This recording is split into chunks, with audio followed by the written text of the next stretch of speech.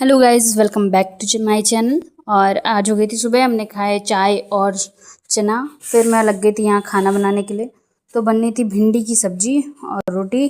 तो संडे था तो मैं सोचा जल्दी जल्दी काम कर लिया जाए, लेकिन वो काम जल्दी हुआ नहीं क्योंकि मैं लेट सो के उठी थी 8 बजे।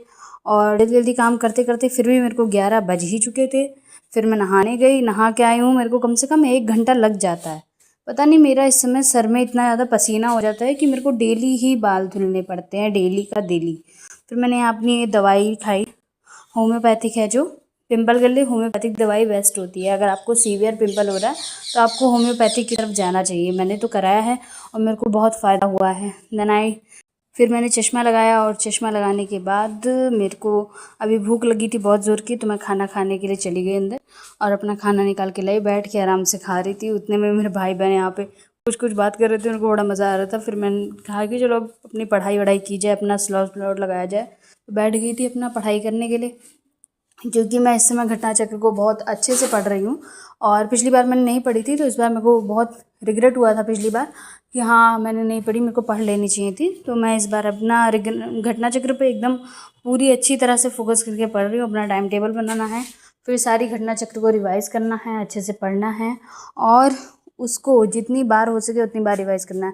तो मैं कोशिश करती हूँ कि मेरा कम से कम हर एक सब्जेक्ट का घटना चक्र का एक एक चैप्टर अच्छे से रिवाइज़ हो जाए, अच्छे से पढ़ लें, ताकि मेरे को आगे चल के कोई दिक्कत ना हो। जब पेपर का समय आए तो मेरे पास इतना सारा कंटेंट हो अच्छे से रिवाइज्ड किया हुआ कि अगर मेरे को 2 महीने बाद मेंस भी लिखना पड़े तो मैं आराम से लिख सकूं। क्योंकि आंसर राइटिंग करना आसान बात नहीं होती, करते करते ही आती है। एक दिन में कोई इंसान कर सीख नहीं सकता, और वो स्कूल का तो कोई कॉपी एग्ज़ाम तो है नहीं कि हम तुरंत ही सीख जाएंगे। इसीलिए फिर मैं यहाँ पर्यावरण वाली अभी तो घटना चक्र का एक पूरा चैप्टर लगाया था। आज मैंने ज़्यादा पढ़ाई की नहीं थी संडे को, मैंने 2 या 3 घंटे की ही पढ़ाई की थी, लेकिन फिर भी उसमें मैंने रिवीज़न ही किया।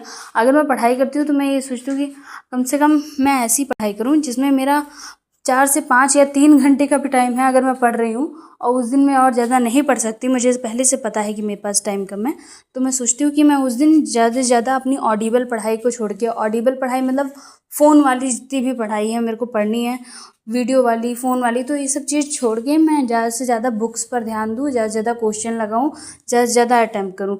क्योंकि एंड टू एंड हमारी प्रैक्टिस हमें पेपर में काम आती है। ये ऑडिबल पढ़ाई ज़्यादा काम नहीं आती। ऑडिबल पढ़ाई से आप समझ तो सकते हो, लेकिन रिवीजन और प्रैक्टिस के बिना आप कोई पेपर आराम से निकाल नहीं सकते।